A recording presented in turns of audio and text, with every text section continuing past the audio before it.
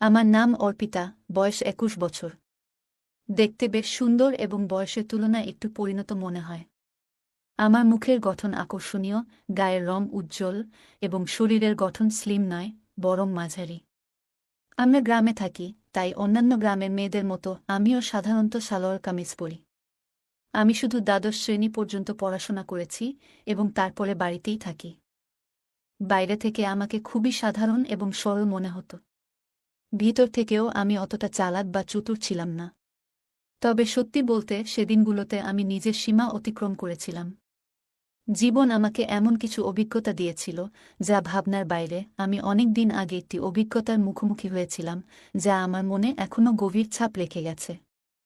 ঈশান ভাইয়ার সঙ্গে আমার পরিচয় এমন এক সময় হয়েছিল যখন আমার জীবনে অনেক একাকিত্ব ছিল। ওর সঙ্গে সময় কাটানো আমার কাছে খুব ভালো লাগত। ঈশান ভাইয়া সবসময় আমার প্রতি খুব যত্নশীল ছিল, আর তার উপস্থিতি আমার মনকে হালকা করে তুলত। প্রথম দিকে যখন ওর সাথে সময় কাটাতাম, তখন শরীরে যেন একটু বাড়তি চাপ অনুভব করতাম। মনে হতো যেন একটু বিশ্রামের দরকার। কিন্তু ধীরে ধীরে সবকিছু স্বাভাবিক হয়ে আসতে লাগল। সময়ের সঙ্গে সঙ্গে আমাদের মধ্যে এমন একটি রুটিন তৈরি হয়ে গেল যে সুযোগ পেলেই আমরা একসঙ্গে সময় কাটানোর জন্য উন্মুখ হয়ে থাকতাম। তবে বাড়িতে অন্য কেউ থাকলে আমাদের একটু ভয় লাগত, যদি কেউ দেখে ফেলে। কিন্তু কেউ আমাদের সম্পর্কে কিছু সন্দেহ করত না, কারণ ঈশান ভাইয়া সবসময় আমাকে দিদি বলে ডাকত। আসলে আমি বয়সে তার থেকে ১-২ বছরের বড় ছিলাম। তাছাড়া তখন শীতকাল ছিল, তাই সবাই ঘরে নিজেদের কাজে ব্যস্ত থাকত। আর ঈশান আমার মামাতো ভাই, রাতে সবাই নিজ নিজ ঘরে ঘুমোতে চলে গিয়েছিল। আমি এবং ঈশান ভাই আলাদা ঘরে ঘুমাতাম। একদিন রাতে দরজা বন্ধ করে ঘুমানোর পর হঠাৎ একটি ঘটনা ঘটে যা আমার জীবনে ভিন্ন একটি অভিজ্ঞতা এনে দিয়েছিল। তখন আমাদের বাড়ির এক সদস্য, আমার মামি, অনেক বেশি অসুস্থ হয়ে পড়েছিলেন। সেই কারণে আম্মু এবং আমি তাকে দেখতে তাদের বাড়িতে যাই। আমাদের নিয়ে আসার জন্য ঈশান ভাই গাড়ি নিয়ে এসেছিল। প্রথমেই সে এসে আম্মুর পা ছুঁয়ে সালাম করেন। তারপর আমাকে দেখে অবাক হয়ে বলেন, আপনি তো অনেক বড় হয়ে গেছেন। গাড়িতে করে আমরা বাসায় ফিরছিলাম।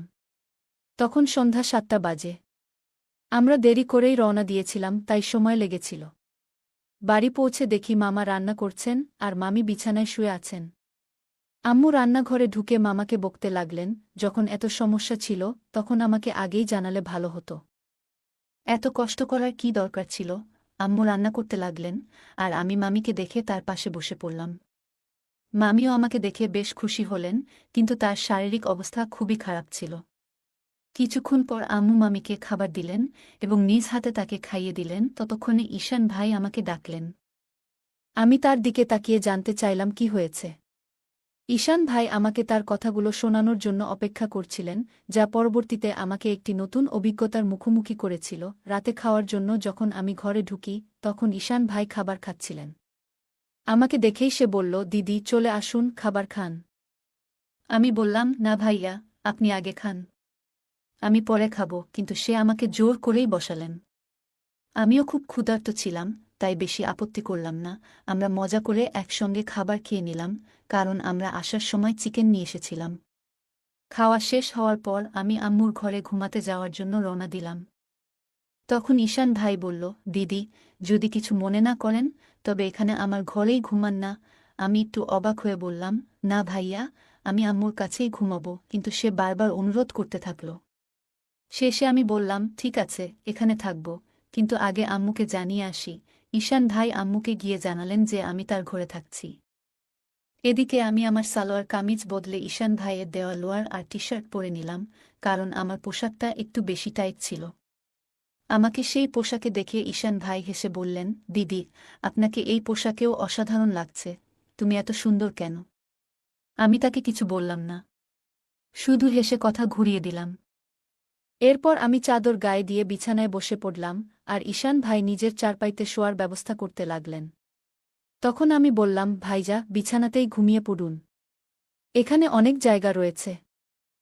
খাওয়া দাওয়ার পর ঈশান ভাইও চাদরের মধ্যে এসে বসে পড়লেন। ঈশান ভাই ছিলেন খুবই হাসিখুশি এবং মজার মানুষ। তিনি মজার মজার কথা বলে আমাকে অনেকক্ষণ হাসালেন। কথা বলতে বলতে কখন যে রাত 11টা বেজে গেল এবং কখন যে আমি ঘুমিয়ে পড়লাম বুঝতেই পারিনি। সকালে ঘুম ভেঙে দেখি ঈশান ভাই আমার চুল নিয়ে খেলা করছেন। আমাকে দেখে তিনি হাসি মুখে বললেন, গুড মর্নিং দিদি। ঘুম কেমন হলো? আমি হাসতে হাসতে বললাম, খুব ভালো হয়েছে ভাইয়া।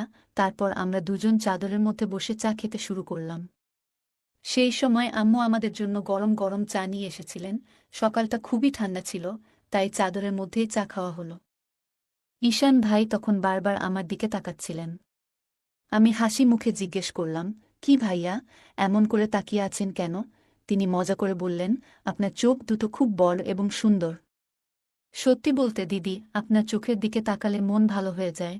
আমি মজা করে তাকে জিজ্ঞেস করলাম, সকালে আমি যখন ঘুমিয়েছিলাম তখন তুমি কি করছিলে? তিনি একটু হেসে বললেন, কিছু না দিদি, আপনার চুল ঠিক করছিলাম। ঈশান ভাই দেখতে বেশ সুদর্শন ছিলেন। তার মুখে তখনও দাড়ি গোঁফ আসেনি।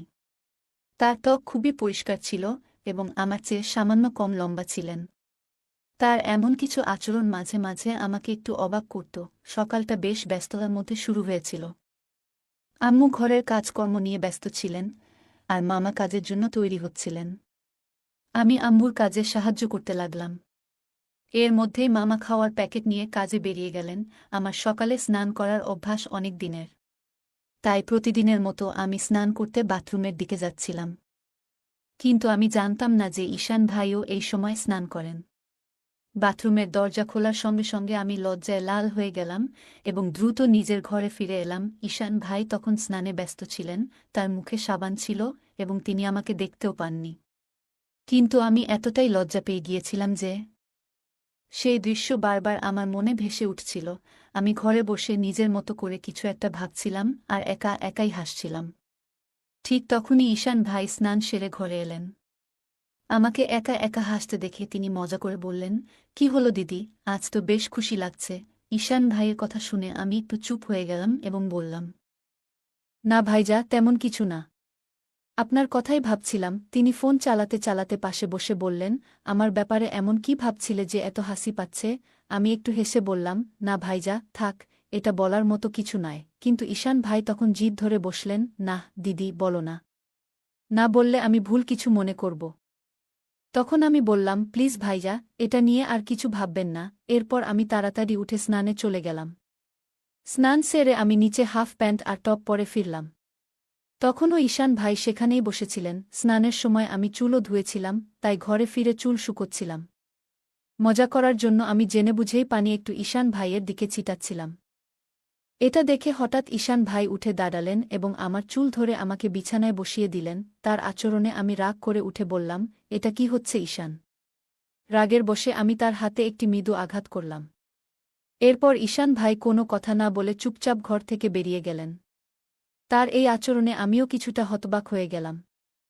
আমার মনে খুব আফসোস হচ্ছিল যে হয়তো আমাকে এটা করা উচিত ছিল না।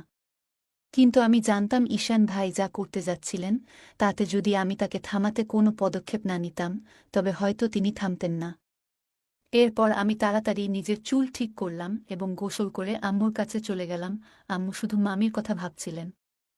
তিনি ওনার জন্য ওষুধ দেখিয়ে দিয়েছিলেন, গোসল করিয়ে দিয়েছিলেন এবং খাবারও প্রস্তুত করে রেখেছিলেন। তখন আম্মু বললেন, তাড়াতাড়ি ঈশানকে ডেকে আনো, সে গরম গরম খাবার খেয়ে নিক। পরে খাবার ঠান্ডা হয়ে যাবে। আমিও জানতাম যে ঈশান ভাই আমার উপর রেগে আছেন।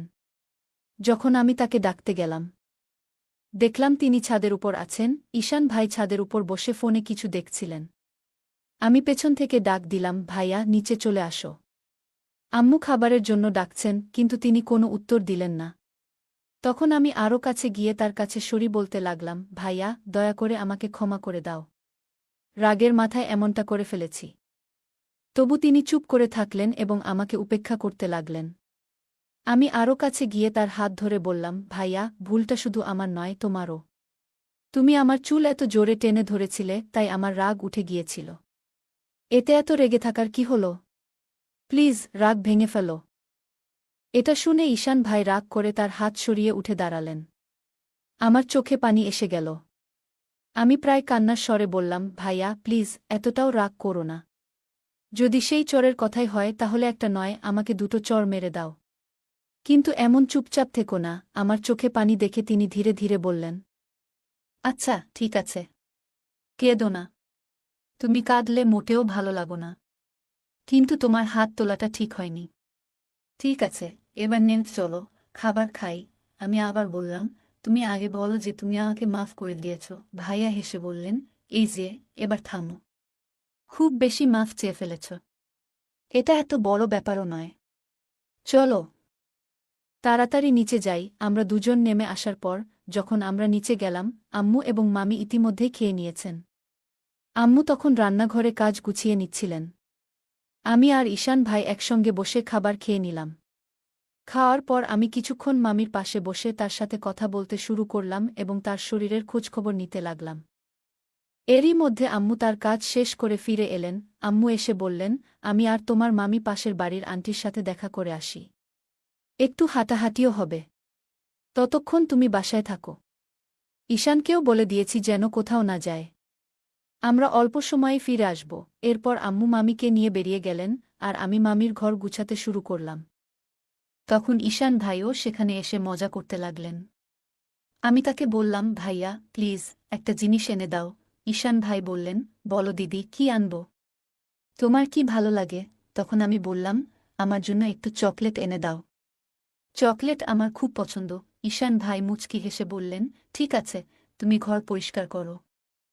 আমি চকলেট নিয়ে আসি। ঈশান ভাই চকলেট আনতে বেরিয়ে গেলেন আর আমি আবার ঘর পরিষ্কার করতে শুরু করলাম। ঘর গুছানোর সময় আমি যখন মামির আলমারি খুললাম, তখন দেখলাম সেখানে মামির মেকআপের অনেক জিনিস রাখা আছে। সাজগোজ করার প্রতি আমার ভীষণ আগ্রহ থাকায় সেগুলো দেখেই আমার মন নেচে উঠল। সময় কাটানোর জন্য আমি মামির সাজগোজের জিনিসপত্র নিয়ে তৈরি হতে শুরু করলাম। একটু একটু মেকআপ করলাম, তারপর মামির ঝুমকা আর গয়না পরে নিলাম।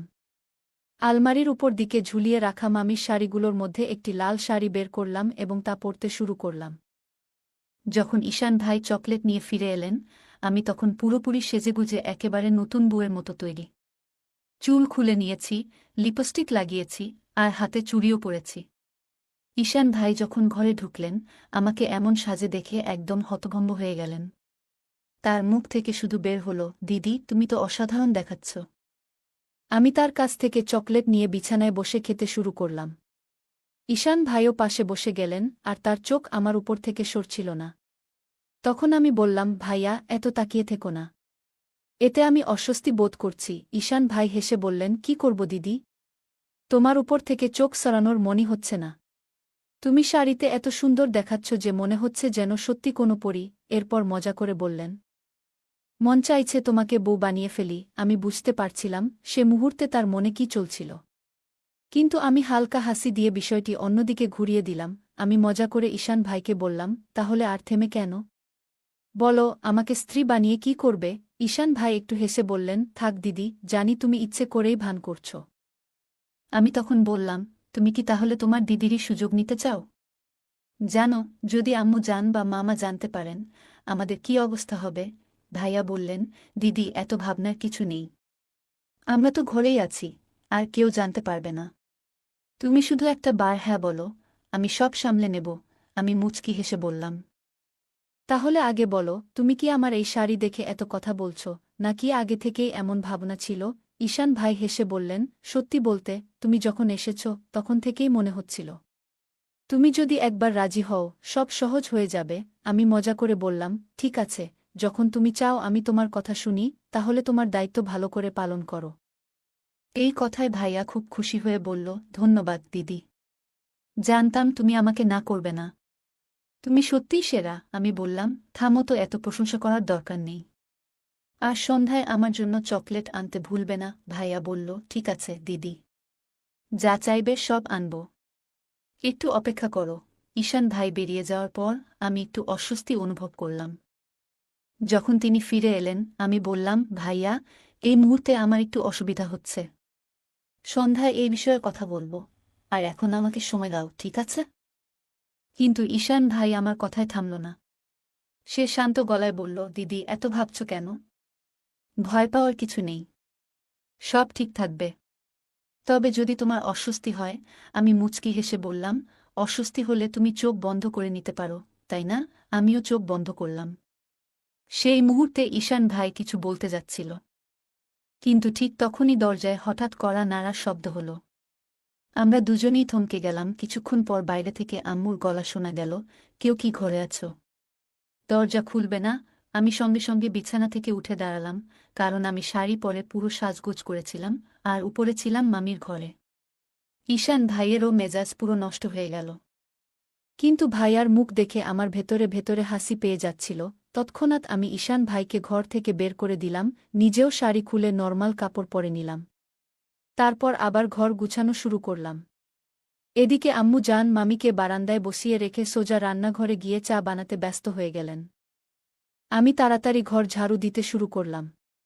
পরে আমরা সবাই মিলে চা খেতে বসলাম।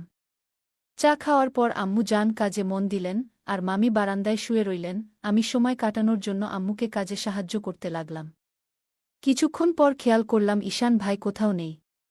খুঁজতে গিয়ে দেখলাম তিনি বাথরুম থেকে বেরিয়ে হাত ধুচ্ছেন। তবে তার মুখ দেখে বোঝা যাচ্ছিল যে এখনও মেজাজ ভালো হয়নি। তাকে দেখে আমি আর হাসি চেপে রাখতে পারলাম না। হেসে বললাম, কি হলো? এত মুখ গোমরা করে আছো কেন? আমি মজা করে বললাম, ভাইয়া, তুমি এমন কেন? ঈশান ভাই হাসতে হাসতে বলল, যদি তুমি আমার জায়গায় থাকতে তাহলে তুমিও এমনি করতে। তুমি মেয়ে বলেই এত কথা বলতে পারছ। আমি হেসে বললাম, ঠিক আছে ভাইয়া, শুধু একটু অপেক্ষা করো। রাত হলে তো কেউ ডিস্টার্ব করবে না। ঈশান ভাই বলল, দিদি, সমস্যা তো এই রাতের অপেক্ষাতেই। প্রতিটা মিনিট ঘন্টার মতো লাগছে। ঠিক তখনই আম্মু জান ডাক দিলেন, তোমাদের ভাই বোনের গল্পগুজব শেষ হলে একটু এসে কাজে হাত লাগাও। আম্মুর ডাকে আমি উঠে যাচ্ছিলাম। আর যাওয়ার সময় ঈশান ভাইকে মজা করে বললাম, ভাইয়া, তোমার প্রমিস মনে রেখো। চকলেট না পেলে আমিও কিছু দেব না। তারপর আমি রান্নাঘরে চলে গেলাম। এতক্ষণে মামা জান কাজ থেকে ফিরে এসেছেন। আমি তাকে খাবার দিয়ে দিলাম। মামা জান কাজ থেকে খুব ক্লান্ত হয়ে ফেলেন, তাই আমাদের সাথে অল্প সময়ই বসেন এবং দ্রুত ঘুমিয়ে পড়েন। এদিকে আম্মু মামিকে খাবার খাওয়াতে লাগলেন এবং তার ওষুধও দিয়ে দিলেন। আমি নিজের খাবার খেয়ে নিলাম এবং সময় কাটানোর জন্য আম্মুর ফোন দেখতে শুরু করলাম। শীতকাল হওয়ায় আমরা তাড়াতাড়ি বিছানায় চলে যাই। মামি ওষুধ খেয়ে বিশ্রাম নিতে চলে গেলেন, আর আম্মু জান রেজাই গায়ে বসে কাজ করতে লাগলেন। আমি মামির ঘরে বসে ফোনে ব্যস্ত ছিলাম। এতটাই ডুবেছিলাম যে খেয়ালই করিনি কখন ঈশান ভাই খাবার খেয়ে নিজের ঘরে চলে গেছেন এবং আমার জন্য অপেক্ষা করছেন। আমি প্রতিদিনের মতো সিরিয়াল দেখতে ব্যস্ত ছিলাম। অনেকক্ষণ ধরে আমি না যাওয়ায় ঈশান ভাই নিজেই আমাকে ডাকতে এলেন। ঘরে ঢুকে ভাই বললেন, দিদি, আসো। আমি অনেকক্ষণ ধরে তোমার জন্য অপেক্ষা করছি। তখন আম্মু জান বললেন, কোনো সমস্যা নেই, যদি তুমি একা ঘুমাতে চাও তবে ঘুমাও। তোমার দিদি আমার সাথে শুয়ে পড়বে। আম্মুর মুখে এমন কথা শোনা মাত্রই ভাই দ্রুত বলে উঠল, না না, আমরা তো খেলতে খেলতে ঘুমিয়ে যাব। তাছাড়া কিছুদিন পরই তো আপনারা চলে যাবেন, আর না জানি কবে দেখা হবে। আর কবেই বা দিদির সাথে খেলা করতে পারব। আমি আম্মুকে আশ্বস্ত করে বললাম, না আম্মু, আমরা ভাইয়ার কাছেই শোব। এরপর আম্মু জান বললেন, ঠিক আছে, যেমন ইচ্ছা তোমাদের। এবং আমরা ঘরে চলে এলাম। ঘরে ঢুকেই ঈশান ভাই তাড়াতাড়ি দরজা বন্ধ করে দিলেন। আমি বুঝতে পারছিলাম যে ভাইয়া আর ধৈর্য রাখতে পারছেন না। কিন্তু তখনও আম্মু জান এবং মামি জেগেছিলেন। তাই আমি বললাম, ভাইয়া, একটু ধৈর্য ধরো। সবাই ঘুমিয়ে পড়ুক। যদি কেউ আমার আওয়াজ শুনে ফেলে তাহলে বিপদ হবে। ভাইয়া বললেন, দিদি, আর একটুও শুনতে চাই না। ঠিক তখনই আমার মনে হলো চকলেটের কথা। আমি বললাম, ঠিক আছে ভাইয়া, কিন্তু আগে আমার চকলেটটা দাও। তখনই ভাইয়া পকেট থেকে চকলেট বের করে দিলেন। আমি চকলেট নিয়ে খেতে শুরু করলাম, আর ভাইয়া পারফিউম স্প্রে করতে লাগলেন। শুরুর দিকে আমি মজা করার জন্য কিছুটা ভাব নিচ্ছিলাম। এতে আমাদের মধ্যে মিথ্যে মজার ঝগড়া শুরু হয়ে গেল। আমরা বিছানায় মজা করতে করতে লাফালাফি শুরু করি, কারণ আমাদের বয়সটা এখনও ছোট বাচ্চাদের মতোই ছিল। ঠিক তখনই আম্মু জান চিৎকার করে বললেন, অর্পিতা, অনেক খেলা হয়েছে, এবার ঘুমিয়ে পড়ো। কারণ বিছানার শব্দ তাদের ঘর পর্যন্ত পৌঁছেছিল। তখন ঈশান ভাই নিচে মাটিতে বিছানা পেতে নিলেন, যাতে শব্দ বন্ধ হয়। এরপর ভাইয়া আমাকে রাত 4টা পর্যন্ত ঘুমাতে দিল না। সকালে আমাদের চোখ দেরি করেই খুলল, আর তখনই আম্মু জান দরজায় টোকা দিচ্ছিলেন। আমরা তখনও নিচে বিছানায় শুয়েছিলাম। ভাইয়া সবার আগে উঠল, রেজাই বিছানার উপরে ফেলে দিল এবং আমাকে তুলে বিছানায় বসিয়ে দিল। তারপর সে দরজা খুলতে গেল। আম্মু জান আমাদের জন্য চা নিয়ে এসেছিলেন। আমাকে দেখে তিনি বললেন, আমি তো বলেছিলাম অর্পিতা, সময়মতো ঘুমিয়ে পড়ো। এখন দেখো তোমার চোখ এখনো লাল হয়ে আছে। আমি কোনো কথা না বলে চা নিয়ে খেতে শুরু করলাম, এমনকি মুখও ধুইনি, কারণ আমার পুরো শরীর ব্যথায় ভেঙে আসছিল। এরপর আম্মু জান ভাইয়ার চা রেখে চলে গেলেন। ঈশান ভাই মুখ ধুয়ে ঘরে ফিরে এলো, তাকে দেখেই আমি রাগান্বিত স্বরে বললাম, ভাইয়া, আমি তো বলেছিলাম অল্প সময়ের জন্য, কিন্তু তুমি তো আমার কথায় কান দিলে না।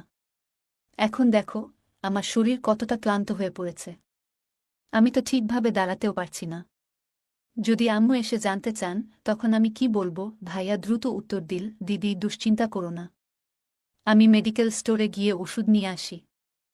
ওটা খেলে তোমার শরীর ঠিক হয়ে যাবে। এরপর টানা ৩-৪ দিন আমি তাকে নিজের কাছে আসতে দিইনি, কিন্তু এতেও তার উৎসাহ কমেনি। প্রতিদিনই সে আমার আশপাশে ঘোরাঘুরি করছিল। এমনকি এখন তো সে নিয়ম করে আমাকে চকলেটও এনে দিচ্ছে। ভাইয়া তখন আমার সব কাজ করে দিত, আমি যা চাইতাম সে হাসিমুখে করে দিত। তাই আমিও মজা নিতে শুরু করেছিলাম। কখনো তাকে দিয়ে পায়ের ব্যথা কমানোর ম্যাসাজ করাতাম, কখনো মাথার মালিশ করাতাম। মাঝে মধ্যে মজা করে তাকে হালকা মেরে দিতাম আর তার ফোনে সারা দিন সিরিয়াল দেখে কাটাতাম। ৩-৪ দিন পর ভাইয়ার আচরণ আরও বদলে গেল। সে আমার প্রতিটা কথা শুনত, তাই আমি তাকে বেশি কিছু বলতে আর না পারতাম। আমরা বাড়িতে একদিন দুপুরে একসঙ্গে বেশ আনন্দ করলাম। সেদিন বাড়িতে কেউ ছিল না। ভাইয়া পুরো দিন আমাকে কোথাও বসতে দিল না, সবসময় তার কাছে রেখেছিল। এই ঘটনার পর থেকে আমি আর ভাইয়া খুব স্বাভাবিক হয়ে গেলাম। যখনই তার ইচ্ছে হতো সে আমাকে ঘরে ডেকে নিত, আর আমিও এতে অভ্যস্ত হয়ে গিয়েছিলাম। সেসব দিনগুলো আমরা সত্যিই খুব উপভোগ করেছিলাম, কিন্তু জীবনের প্রতিটা সূক্ষ্ম দিনের পর একটা খারাপ সময় আসেই। আর এই খারাপ সময়টা এলো ভাইয়ার কারণেই। ৫ দিন পর আমাদের গ্রামে ফেরার সময় হলো। মামি তখন অনেকটাই সুস্থ হয়ে গিয়েছিলেন, আর আমাদেরও সেখানে অনেক দিন হয়ে গিয়েছিল। আম্মু জান হঠাৎ করেই ফেরার সিদ্ধান্ত নিলেন। আমাকে বা মামা জানকে কিছুই জানাননি। যখন আমি আর ভাইয়া এটা জানলাম, আমাদের একেবারেই ভালো লাগেনি। তখন ভাইয়া বলল, দিদি, যাওয়ার আগে শেষবারের মতো একটু সময় দাও না। কে জানে তুমি আবার কবে আসবে। আমিও ভেতরে ভেতরে রাজি ছিলাম, কিন্তু একদিন আমাদের বাসায় সবাই ছিল, এমনকি মায়ের ভাই। আমার মামাও এসেছিলেন, কারণ তিনি আমাদের বাসস্ট্যান্ডে পৌঁছে দিতে যাচ্ছিলেন। সেই দিনটি আমার জীবনে অনেক বড় শিক্ষা দিয়ে গেছে। আমার বড় ভাইয়ের সাথে আমার কিছু ভুল বোঝাবুঝি হয়েছিল। আমি তাকে বোঝানোর চেষ্টা করছিলাম যে আমাদের আচরণে সবাই যেন বিরক্ত না হয়। কিন্তু হঠাৎ করে এমন কিছু ঘটে যায় যা আমি কখনো কল্পনাও করিনি। আমরা খুব ভুল সময়ে ভুল জায়গায় ছিলাম। এমনকি আমরা এতটাই সতর্ক ছিলাম না যে দরজাটিও ভালোভাবে বন্ধ করতে ভুলে গিয়েছিলাম। হঠাৎ মামা এসে পরিস্থিতি দেখেন। আমি ভয়ে কেঁপে উঠি এবং সঙ্গে সঙ্গে সেখান থেকে সরে যাই।